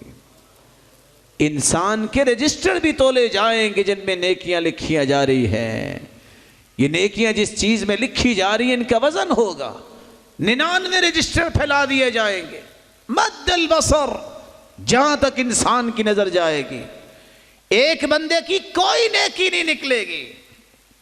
اللہ فرمائیں گے تلاش کرو، فرشتے کہیں گے ایک بطاقہ، ایک چھوٹے سے کارڈ پہ لا الہ الا اللہ لکھا ہے، فرمایا اس کا بھی وزن کرو۔ فَتُوضَعُ الْبِطَاقَةُ فِي كِفَّةٍ، رجسٹر برائیوں کے ایک طرف ہے، لا الہ الا اللہ دوسرے پلڑے میں ڈالا جائے گا۔ فَطَاشَتِ السَّجِلَّاتِ، یہ لا الہ الا اللہ کا کلمہ بھاری ثابت ہوگا اور گناہ جو ہیں وہ اٹھ جائیں گے۔ رسول اللہ صلی اللہ علیہ وسلم نے فرمایا اس لیے جس کی نیکیاں زیادہ ہوگی وہ تو جنت میں گیا، جس کی برائیاں زیادہ ہو جائیں گی وہ جہنم میں گیا۔ کچھ ایسے لوگ ہیں جو بغیر حساب کے جنت میں جائیں گے، اور کافر بغیر حساب اور وزن کے جہنم میں جائیں گے۔ فَلَا نُقِيمُ لَهُمْ يَوْمَ الْقِيَامَةِ وَزْنًا، امام کرمانی رحمۃ اللہ علیہ فرماتے ہیں، امام بخاری نے یہ باب باندھا ہے، انہ وضع کتابہ قرطاسا ومیزانا یرجع الی، اور یہ اشارہ دینا چاہتے ہیں میری کتاب بھی ایک ترازو ہے، یہ بھی مقیاس اور میزان ہے، کسی نے علم کو تولنا ہو تو اس میزان سے تولے۔ اس لیے امام بخاری رحمۃ اللہ علیہ نے اس کتاب میں ہر قسم کا وزن کیا ہے، نیت کا وزن کیا، عقل و دانش کا وزن کیا، فکر کا وزن کیا، طاقت کا وزن کیا، محبت و نفرت کا وزن کیا۔ کس طرح؟ امام بخاری رحمۃ اللہ علیہ نے کتاب جب لکھی تو پہلی حدیث انما الاعمال بالنیات لے کر آئے، یہ بتانے کے لیے نیت اگر خالص ہے تو اس پڑھائی کا، اس پڑھانے کا فائدہ ہے، وگرنہ کوئی فائدہ۔ اور حدیث کے الفاظ ہیں انما الاعمال كالوعاء اذا طاب اسفله طاب اعلاه واذا فسد اسفله فسد اعلاه، برتن کا نچلا حصہ پیندہ جو ہے اگر صاف ستھرا ہو، پانی بھر کے دیکھیں پانی بھی صاف ہوگا، اگر برتن اندر سے ٹھیک نہیں ہے، اس میں بہت ساری چیزیں ہیں، اس میں پانی ڈالو گے وہ پانی بھی صاف نہیں ہوگا۔ امام بخاری نے اپنی کتاب کا آغاز انما الاعمال بالنیات سے کیا، پھر امام بخاری نے پہلا باب باندھا، کتاب باندھی تھے کتاب بدء الوحی، کس لیے؟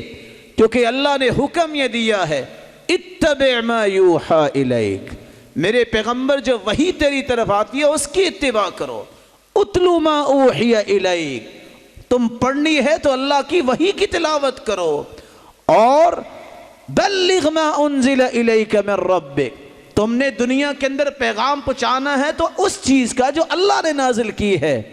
تو سب سے پہلی کتاب امام بخاری نے کتاب بدء الوحی کا شروع کیا، آخری باب امام بخاری نے کتاب التوحید کے اندر لائے ہیں، ثابت کرنے کے لیے توحید کا جو مشترک مسئلہ ہے، تمام انبیاء کا مشترک مسئلہ وہ توحید ہے، اس کے بغیر نجات نہیں ہوگی، کچھ بھی انسان عمل کر لے۔ پھر امام بخاری رحمت اللہ علیہ نے عقل و دانش کا بھی وزن کیا ہے، وہی مکہ میں شروع ہوئی مدینہ میں ختم ہوئی۔ امام بخاری پہلی حدیث لائے حدثنا الحمیدی عبداللہ ابن الزبیر، اپنے اس استاد سے جو مکہ کے رہنے والے ہیں۔ آخری حدیث لے کے آئے ہیں احمد ابن اشکاب سے جو مدینہ میں رہنے والے ہیں، 217 میں جس کے ساتھ آخری ملاقات ہوئی ہے۔ امام بخاری رحمت اللہ علیہ نے پہلا باب جو ہے باب بدء الوحی لے کے آئے ہیں، اور آخری باب باب قول اللہ تعالی ونضع الموازین القسط لیوم القیامہ لے کے آئے ہیں کہ وحی کی اتباع کوئی کرتا ہے کہ نہیں کرتا، اپنی منمانی سے وحی کو سمجھتا ہے کہ اصولوں کے مطابق سمجھتا ہے، یہ قیامت کو وزن ہوگا تو پتہ چلے گا، اس سے پہلے کوئی نہیں بتا سکتا۔ امام بخاری رحمت اللہ علیہ نے فکر کا بھی وزن کیا ہے۔ آج کتاب التوحید امام بخاری کی پڑھنے والے جانتے ہیں 5 فکر معاشرے میں موجود ہیں۔ کچھ لوگ کہتے ہیں اللہ ہے ہی نہیں، وما یہلکنا الا الدہر، دہریوں کا عقیدہ ہے۔ کچھ لوگ کہتے ہیں اللہ ہے لیکن انسان کے اندر ہے، اس لیے تو آدم کو سجدہ کروایا۔ اور یہی وہ موقف ہے جس موقف کو لوگوں نے اختیار کیا، اور اسی بات کو جس کو لوگ مولانا روم کہتے ہیں، مثنوی رومی میں یہی کچھ بیان ہوا ہے۔ تیسرا عقیدہ دنیا میں یہ ہے کہ اللہ تو ہے لیکن اصل میں محمد الرسول اللہ صلی اللہ علیہ وسلم کی شکل میں وہ مدینے میں اتر آئے تھے، جس طرح کہ دیوان فرید میں فرید نقل کرتا ہے۔ چوتھا عقیدہ دنیا میں موجود ہے کہ اللہ تو ہے لیکن انسان کی شکل میں ہے، اس لیے لوگ کہتے ہیں کسی کا دل نہ توڑا کریں، دل میں اللہ رہتا ہے۔ اور یہی وہ بات شمائل امدادیہ میں بیان کرنے والے مہاجر مکی ہیں۔ ویسے ہم تو مہاجر مکی نہیں کہتے، مفرور مکی کہتے ہیں کہ مکے والے سے، دین سے جو بھاگا ہو وہ ایسی باتیں کر سکتا ہے۔ 5واں عقیدہ دنیا میں موجود ہے، جو چیز تمہیں نظر آتی ہے وہ اللہ ہی ہے۔ یہ ابن عربی کا عقیدہ تھا، اور آپ یہ شعر سن کے حیران ہوں گے، وَمَا الْكَلْبُ وَالْخِنْزِيرُ إِلَّا إِلَٰهُنَا وَالْعِيَاذُ بِاللَّهِ، جو کہا کرتا تھا کہ کتا اور خنزیر بھی ہمارا رب ہے، کیونکہ اس میں بھی اللہ کی جو ہے وہ روشنائی نظر آتی ہے۔ امام بخاری رحمت اللہ علیہ نے وزن کیا ہے، یہ سارے افکار باطل ہیں، اللہ ہے لیکن کہاں ہے؟ عرش پر ہے، کیفیت کیا ہے اس کے بارے میں قرآن و حدیث نے بیان نہیں کیا۔ اتنا بتایا ہے الرحمن علی العرش استوى، اللہ عرش پر مستوی ہے، ای علا وارتفع۔ صحیح بخاری پڑھنے والے جانتے ہیں استوا کا ترجمہ ابو العالیہ نے جو لکھا ہے، امام بخاری نے علا وارتفع، جیسے اس کی شان کو لائق ہے وہ اس طرح بلند ہے، وہ مخلوق سے جدا ہے۔ صفات کے بارے میں امام بخاری نے فکر کو وزن دیا ہے۔ کچھ لوگ کہتے ہیں اللہ کی صفات نہیں ہیں، جیسے معطلہ کہتے تھے کہ اللہ کی صفت مانیں گے تو یہ تو مخلوق کے مشابہ ہو جائیں گے. انہوں نے صفتوں کا انکار ہی کر دیا. کسی نے کہا صفات تو ہیں لیکن ویسے ہی ہیں جیسے انسانوں کی ہے. مشبہہ کا یہی عقیدہ تھا. کسی نے کہا نہیں صفات تو ہیں لیکن مرضی کی تعویل کریں گے. معولہ بن گئے. کسی نے کہا کہ ان صفات سے اپنے مقصد کی باتیں نکالو. الہاد کی بات ان سے نکلی. امام بخاری نے کہا یہ سارے نظریات غلط ہیں. اللہ کی صفات کامل ہیں لیکن ہیں اس طرح جس طرح اس کی شان کو لائق ہے. چونٹی کا بھی پاؤں ہے, ہاتھی کا بھی پاؤں ہے, دونوں میں کوئی مماثلت نہیں. تو مخلوق اور خالق کی صفات کیسے ایک جیسی ہو سکتی ہیں؟ ایک ہی وقت میں ایک ہی پیٹ سے توأم جڑواں بچے نکلنے والوں کے اعضاء بھی ایک جیسے نہیں ہوتے, عادات بھی ایک جیسی نہیں ہوتی, تو خالق و مخلوق ایک جیسے کیسے ہو سکتے ہیں؟ امام بخاری رحمۃ اللہ علیہ نے جو بہت بڑا اور آخری پیغام دیا ہے اس کتاب میں کہ مسلمانوں اپنی محبت اور نفرت کا وزن کرو. نفرت صرف عصبیت کی بنیاد پر نہیں, تعصب اور دشمنی کی بنیاد پر نہیں, محبت حسن عقیدت کی بنیاد پر نہیں, دلائل کی روشنی میں اپنی محبت کو قائم کرو. دلائل کی روشنی میں کسی سے نفرت کرو. امام بخاری نے کیسے اس کا اظہار کیا؟ یہ نئے پڑھنے والوں سے میں ادباً گزارش کروں گا, جب بندہ نیا پڑھتا ہے نا تو اس کا کرنٹ بڑا تیز ہوتا ہے, بڑے فتوے لگاتا ہے, لیکن مزاج امام بخاری کا لے آؤ. صرف ایک باب کتاب الجمعہ کو کھول لو. احناف یہ کہتے ہیں جمعہ وہاں ہوگا جہاں بازار ہو, عدالت ہو, شہر ہو. امام بخاری کا مزاج کیا ہے جو میں سمجھانا چاہتا ہوں. نہ انہوں نے کوئی برا بلا کہا, نہ انہوں نے وقت ضائع کیا. آرام سے ایک باب باندھا, باب الجمعۃ فی القرى والمدن. جمعہ شہر میں بھی ہو سکتا ہے, دیہات میں بھی ہو سکتا ہے. اور ساتھ روایت نقل کر دی, ان اول جمعۃ جمعت بعد مسجد رسول اللہ صلی اللہ علیہ وسلم فی مسجد عبد القیس بجواسہ من البحرین.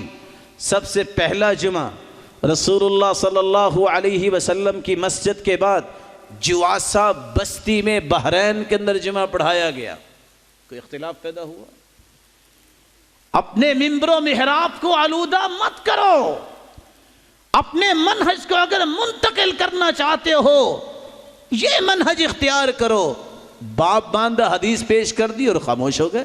لڑائی نہیں, فساد نہیں, بدامنی نہیں, فتوے بازی نہیں, مثبت سوچ کو پیش کرو. مالکیہ نے کہہ دیا کہ ہر بندے پہ جمعہ فرض ہے.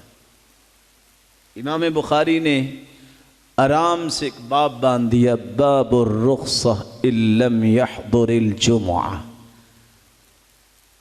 رخصت ہے, جمعہ نہیں پڑھ سکتا. اور ساتھ حدیث کیا پیش کی؟ نہ بچے پہ جمعہ فرض ہے, نہ عورت پہ فرض ہے, نہ غلام پہ فرض ہے, نہ ہی بیمار اور مسافر پہ فرض ہے. اور عبداللہ بن عباس کی حدیث پہ لے آئے کہ جب بارش ہو جائے تو گھر میں نماز پڑھ لیا کرو. جھگڑا نہیں کیا. شوافے کہنے لگے جب تک 40 لوگ مسجد میں نہ بیٹھے ہوں جمعہ ہی نہیں ہوتا. اور میں یہ قول کبھی کبھی پڑھ کے ہنستا ہوں. ہمارا تو آج کسی کا جمعہ نہیں ہوگا, 40 تو نہیں آتے پہلی اذان کے. کیوں جی آتے ہیں جی. امام بخاری نے باب باندھا, باب اذا نفر الناس عن الامام فصلاة الامام ومن بقي جائزہ. اگر لوگ امام کو چھوڑ کے چلے جائیں تو جو بندے امام کے ساتھ ہوں گے جمعہ ہو جائے گا. اللہ کے رسول خطبہ دے رہے تھے, صحابہ بیٹھے تھے اور صرف 12 صحابہ سامنے تھے. اللہ کے رسول نے جمعہ پڑھایا. اگر اللہ کے رسول کا جمعہ نعوذ باللہ اس پہ کسی کو شک ہے تو پھر ہی کوئی بات کرے. اگر وہ جمعہ ہو گیا ہے تو 40 سے کم لوگوں پہ بھی جمعہ ہو سکتا ہے. جھگڑا نہیں کیا. حنابلہ نے یہ کہا کہ جمعے کا وقت زوال سے پہلے ہے.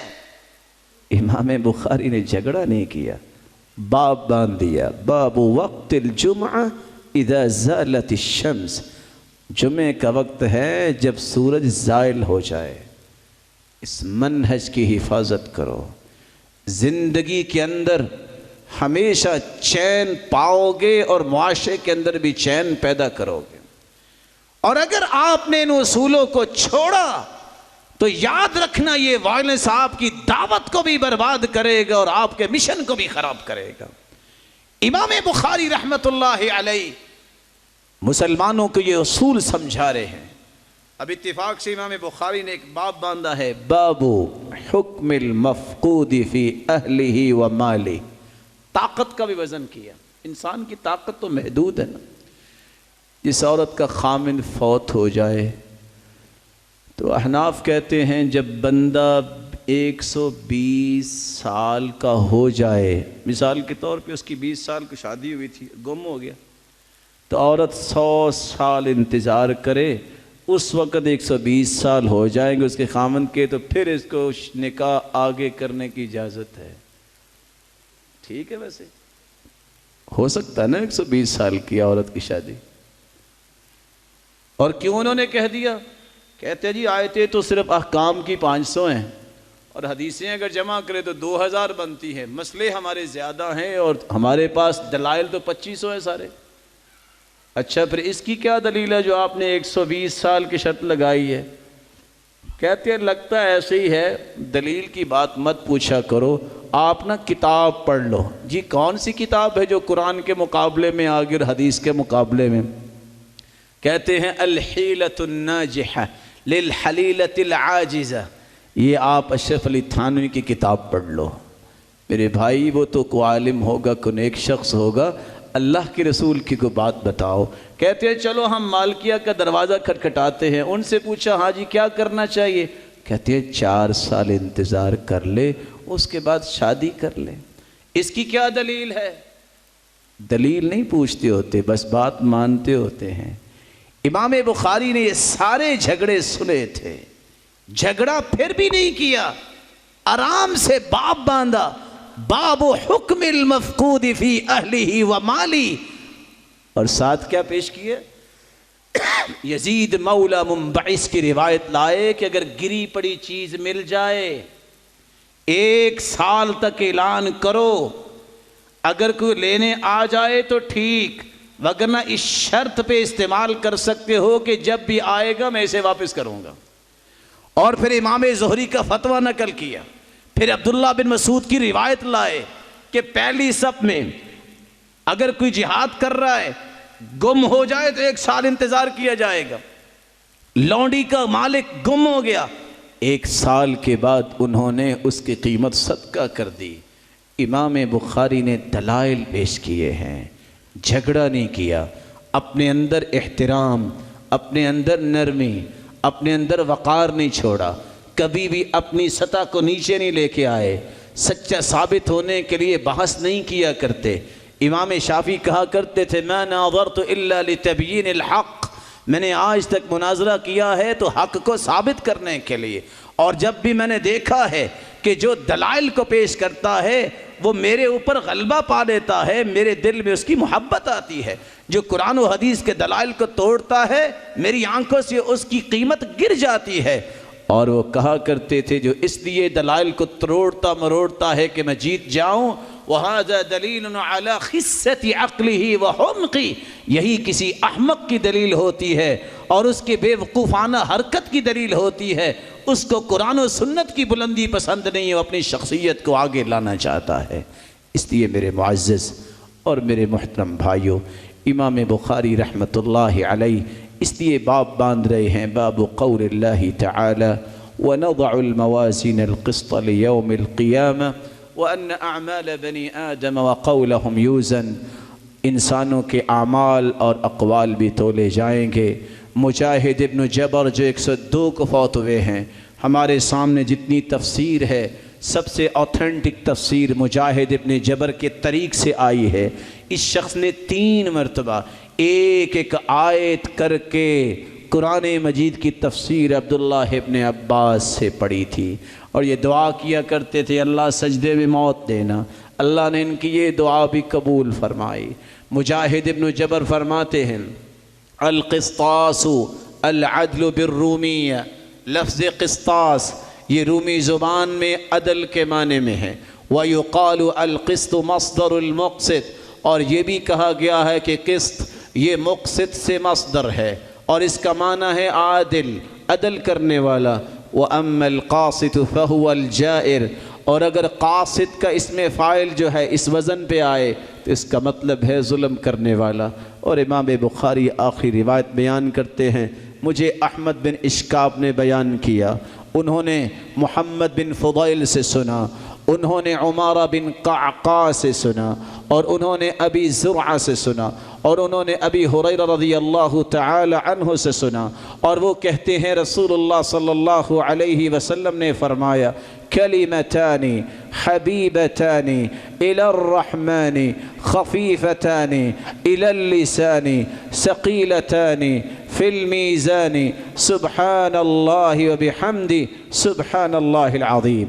کلمتان حبیبتان الی الرحمن، دو کلمے اللہ کے ہاں بہت پیارے ہیں، خفیفتان علی اللسان، جو زبان پہ بھی بہت ہلکے ہیں، ثقیلتان فی المیزان، جو ترازو میں بہت بھاری ہوں گے، سبحان اللہ وبحمدہ سبحان اللہ العظیم۔ اور وہ کلمات کون سے ہیں؟ سبحان اللہ وبحمدہ سبحان اللہ العظیم۔ رسول اللہ صلی اللہ علیہ وسلم نے فرمایا من قال سبحان اللہ وبحمدہ فی اليوم 100 مرہ غفرت له ذنوبه وإن كانت مثل زبد البحر، جو 100 مرتبہ دن میں پڑھ لیتا ہے سبحان اللہ وبحمدہ، اگر سمندر کی جھاگ جتنے بھی گناہ ہوں تو اللہ اس کے گناہوں کو معاف کر دیتے ہیں۔ رسول اللہ صلی اللہ علیہ وسلم نے فرمایا لَأَنْ أَقُولَ سُبْحَانَ اللَّهِ وَبِحَمْدِهِ وَلَا إِلَهَ إِلَّا اللَّهُ وَاللَّهُ أَكْبَرُ أَحَبُّ إِلَيَّ مِمَّا طَلَعَتْ عَلَيْهِ الشَّمْسُ، اگر میں اپنی زبان سے صرف اتنا کہہ دوں سبحان اللہ وبحمدہ ولا الہ الا اللہ واللہ اکبر، تو پوری دنیا اگر مل جائے تو اس پوری دنیا سے پیارے یہ کلمات ہیں جو میری زبان پہ آ جائیں۔ اللہ کی رسول سے سوال کیا گیا کہ سب سے افضل کلمات کون سے ہیں؟ رسول اللہ صلی اللہ علیہ وسلم نے فرمایا مصطفى اللہ لملائکتہ ولعبادہ، اللہ تعالیٰ نے فرشتوں کے لیے اور بندوں کے لیے اس سے پیارا کلمہ نہیں چنا جتنا یہ کلمہ ہے سبحان اللہ وبحمدہ ولا الہ الا اللہ واللہ اکبر۔ اللہ رب العزت ہمیں ذکر کی توفیق نصیب فرمائے۔ سیدنا ابو ہریرہ رضی اللہ تعالی عنہ جس کا نام اس حدیث میں آیا ہے، کسی نے سوال کیا تھا ابو ہریرہ تمہیں سب سے زیادہ حدیثیں یاد کیوں ہو گئی؟ ہمیں بھی راز بتا دو۔ آج یہ راز مجھے اور آپ کو بھی جاننا چاہیے۔ انہوں نے 4 جواب دیے تھے جو میرے اور آپ کے لیے اس مجلس کا پیغام بن سکتے ہیں۔ وہ کہا کرتے تھے سب سے پہلی بات یہ اللہ کی رحمت کے بعد اللہ کے رسول میرے استاد کی دعا ہے۔ اللہ کے رسول نے دعا دی تھی سیدنا ابو ہریرہ رضی اللہ تعالی عنہ کو، بلکہ حدیث یہ بتاتی ہے اللہ کے رسول نے فرمایا کہ ابو ہریرہ دعا تم کرو آمین میں کہتا ہوں، تو مرضی کی دعا ابو ہریرہ نے کی اور اللہ کے رسول نے آمین کہی۔ دوسری بات وہ کہا کرتے تھے انی لأجزی اللیل 3 اجزاء ثلث انام وثلث اقوم وثلث اتذکر احادیث رسول اللہ صلی اللہ علیہ وسلم، میں رات کو 3 حصوں میں تقسیم کرتا ہوں، پہلا حصہ سو جاتا ہوں، دوسرا حصہ تہجد پڑھتا ہوں، اور تیسرے حصے میں بیٹھ کے اللہ کے رسول کی حدیثوں کو یاد کرتا ہوں۔ اور تیسرا کام انہوں نے بتایا کہ میں جب صبح کی نماز پڑھتا ہوں، نماز پڑھ کے ذکر و اذکار سے فارغ ہو کے ماں کے پاس جاتا ہوں اور سب سے پہلے جا کے یہ کہتا ہوں السلام علیک ورحمۃ اللہ وبرکاتہ، रहिमकिल्लाह कमा रब्बैतनी सगीरा। मेरी माँ अल्लाह तुझे बरकतों से नवाजे, तूने मेरी कितनी अच्छी परवरिश की। और माँ जवाब में कहती थी अलैकस्सलाम व रहमतुल्लाहि व बरकातुहू रहिमकल्लाह कमा बररतनी कबीरा। बेटे तुझे भी अल्लाह रहमतों से नवाज दे, तूने मुझे बुढ़ापे में याद रखा। और चौथा काम रसूलुल्लाह सल्लल्लाहु अलैहि वसल्लम के इस सहाबी का ये था, वो कहते थे मुझे भूख लगी होती, मैं कहता खाना अगर यहाँ नहीं तो जन्नत में मिल जाएगा, मैंने हदीस पढ़ना नहीं छोड़नी। इस शगफ की वजह से अल्लाह ताला ने उनको मुकाम दिया। तमाम सहाबा से बढ़ के उस शख्स को हदीसें याद थी। और इमाम बुखारी रहमतुल्लाहि अलैहि जिन्होंने ये किताब लिखी है, उसके भी 3 पैगाम याद रखना। अहमद बिन हफ्स बयान करते हैं, जब इमाम बुखारी के वालिद आखिरी सांसों में थे, मैं उनके पास गया, तुम क्या छोड़ के जा रहे हो? तो उसने खुश हो के कहा, सुनो, ला अअलमु मिन माली दिरहमन मिन हरामिन वला दिरहमन मिन शुबहा। मैं अपने बच्चों के लिए माल ऐसा छोड़ के जा रहा हूँ जिसमें एक दिरहम भी हराम का तो दूर की बात, मेरा एक दिरहम भी शुबे का नहीं। हदीस बुखारी पढ़ने वालों के लिए बहुत बड़ा पैगाम। टुकड़े हो जाएं, हराम की तरफ न जाना। मेरा रब किसी को ज़ाया नहीं करता, हराम में हाथ ना डालना।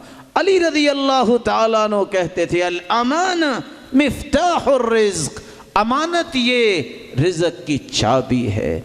इमाम बुखारी को माल कैसा खिलाया गया, नतीजा भी तो वैसा निकला। रसूलुल्लाह सल्लल्लाहु अलैहि वसल्लम ने इसलिए फरमाया, अर्बउन इज़ा कुन्ना फ़ीक फला अलैका मा फ़ातका मिन अद-दुनिया। मेरे सहाबी 4 चीज़ें अगर तुझे मिल जाए, सारी दुनिया लुट जाए, परेशान न होना। सिद्क़ व हदीस, बात सच्ची करना, हिफ़्ज़ व अमाना, अमानत दारी का ख्याल करना, व इफ़्फ़त व मतअम, हलाल तोशा मिल जाना, व हुस्न व खलीक़ा, अखलाक अच्छा जिसका हो जाए। 4 चीज़ें जिसको मिल जाएं, सारी दुनिया उसकी लुट जाए, उसके पास सब कुछ बाकी रहता है। इमाम बुखारी का दूसरा पैगाम, बकर बिन मुनीर बयान करते हैं कि मुझे इमाम बुखारी ने जब ये बयान किया, मैं वर्ताए हैरत में चला गया। कहते हैं, इन्नी लअरजू अन अल्क़ल्लाह वला युहासिबुनी अन्नी इग़्तबतु अहदा। अल्लाह के सामने जब मेरे मामलात खुलेंगे, मुझे उम्मीद है मैं इस हालत में अल्लाह से मिलूँगा, एक बंदे की गीबत मेरे नामे आमाल में नहीं लिखी होगी। पैगाम सुनिए इमाम बुखारी का। तीसरा पैगाम, इमाम बुखारी ने कभी दिल में किसी के बारे में रंजश नहीं रखी। अबू माशर सामने बैठे, हदीस सुनी नबी ने थे, हदीस सुन के झूम उठे, तो इमाम बुखारी मुस्करा दिए। बाद में कहते हैं, अस्तग़फिरुल्लाह अस्तग़फिरुल्लाह या अबा माशर इजअलनी फ़ी हिल्ल। अबू माशर मुझे माफ़ कर दो। कहा क्या हुआ?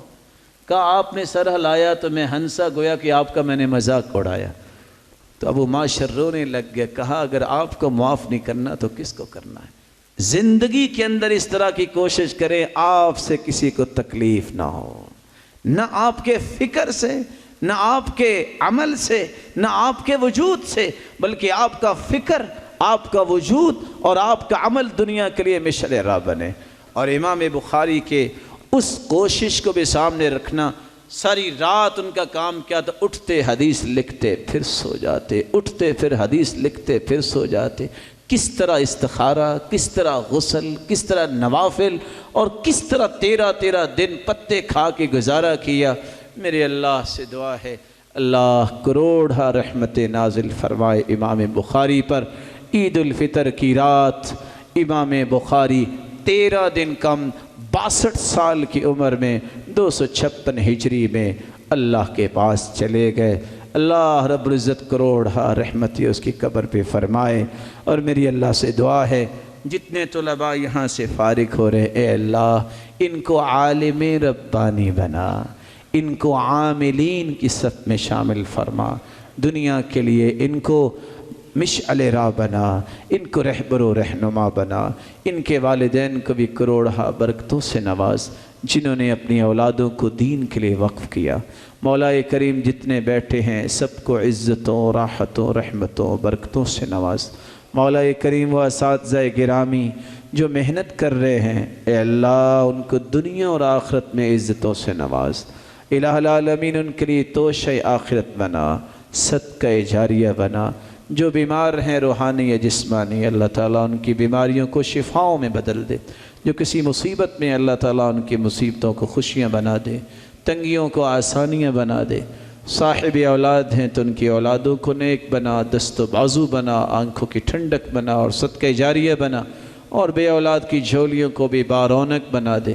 الہ العالمین صاحب مال کے مال میں برکت فرما، اور بے روزگار کو بھی تو تونگر بنا، مقروض کی غیبی خزانوں سے مدد فرما۔ جس طرح آج تیرے گھر میں جمع ہیں، اے اللہ ہمیں سب کو جنت الفردوس میں جمع فرما، صاحب حدیث کی رفاقت نصیب فرما، اور اپنے دیدار کا مستحق بنا۔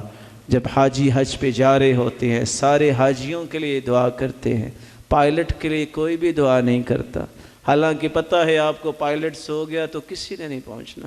تو میں بھی دعا کرتا ہوں، آپ بھی دعا کریں۔ اللہ رب العزت ہمارے محترم قائد جنہوں نے اس ذمہ داری کو دین کی سربلندی کے لیے اختیار کی ہے، اللہ تعالیٰ ان کی زندگی میں بھی برکت فرما۔ جملہ منتظمین جو کسی بھی صورت میں اس نیکی کے ساتھ کھڑے ہیں، اللہ رب العزت ان کو کروڑہا برکتوں سے نواز۔ وآخر دعوانا الحمدللہ رب العالمین۔ لا الہ الا اللہ محمد رسول اللہ علیہ صلاة اللہ وآلہ والأحبہ۔